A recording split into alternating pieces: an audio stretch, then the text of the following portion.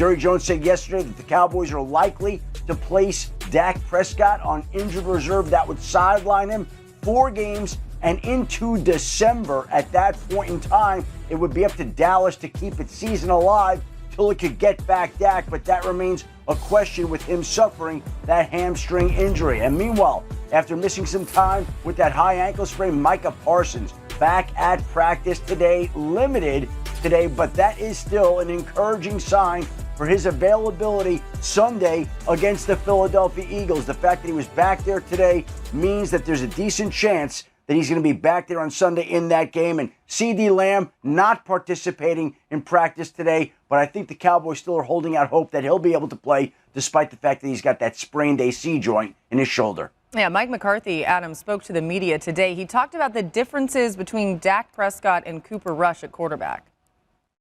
I mean, they were different numbers.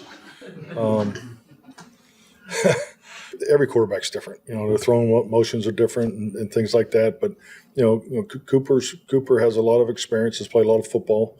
You know, he's been playing football since, you know, preschool. I mean, he's that type of guy, you know, that type of player. Dan, if the Cowboys have any hope of winning this game against the Eagles, what do they need to do? Stop the run on first down. I mean, that's really the difference with this Philadelphia Eagles football team post-bye is Kellen Moore has come and said, I want to break the record for how many runs I could call in early downs. And if the Cowboys have any chance, it's going to be okay. You got to slow down this first down run game. Look at the amount of yards per rush. They're top 6. Second when it comes to yards before contact. The amount of chunk runs, 10 or more yards is an issue. So how are the Cowboys going to do that is the biggest question. We know that's been their Achilles heel this year. I mean, J-Mac, you know. I mean, how do teams really try to stop the run early down? You got to commit more people to it. Right? So it's bodies. But then the alternative is, what's the second thing that the Eagles do as good as anybody? Explosive plays. Right? You know, so it's like. Do you guys practice that? That's the challenge, I think, for them to have any shot is can they commit the people early on to stop the run, but also don't become just unbelievably vulnerable to those shot plays. Absolutely, and maybe Micah Parsons being back helps that because now you can maybe commit more people to the run, but he can get home when it comes to those explosive passes. Yeah.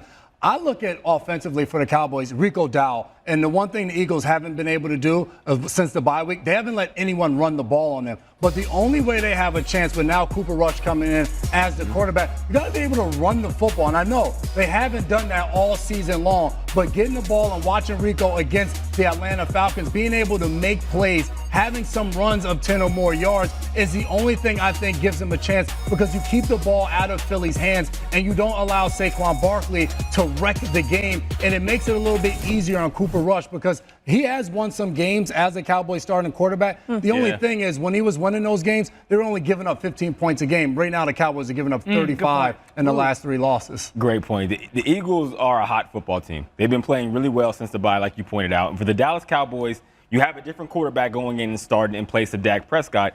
Everything needs to be better. They need to do better with the mistakes. They've had a problem with operation, both offensively and defensively. This is the 4th and 1 against the Atlanta Falcons, where they're sending a jet motion that doesn't jet. It's from a standstill, which you actually lose momentum. This is the defense. You and I talked about this, J-Mac, of how you play a bunch. And they're still learning the scheme of Zimmer. This is man-to-man. Man-to-man. It's simple. You know how to play a bunch, to your point, since training camp. Get on different levels or top hat it where the point man takes the back guy or vice versa.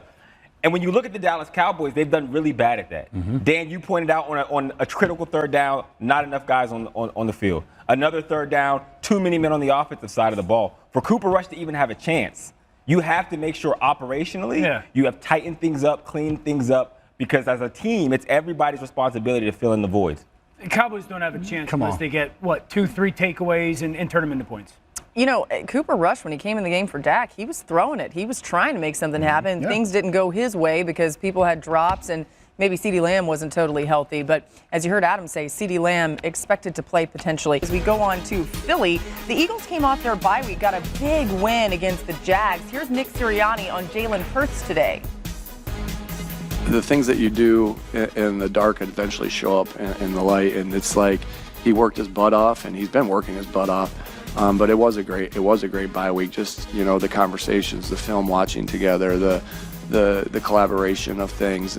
He's played great football this past month. He's a great player. So you love when that happens, because again, you're constantly promoting, hey, make no mistake about why we're getting better. We're getting better because of the work.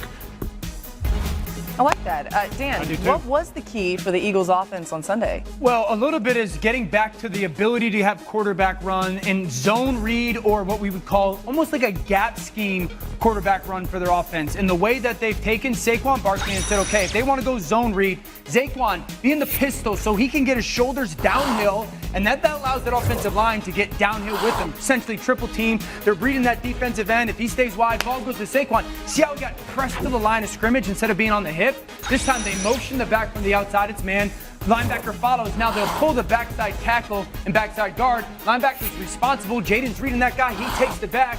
Now Jalen has leaders out front in their pull game, and that's not an RPO. That is the zone read or counter quarterback bash, where Jalen is reading the end man on the line of scrimmage. And I think them figuring out how they want to operate that, either quarterback run or hand it to the back run, has really been another change since the bye week.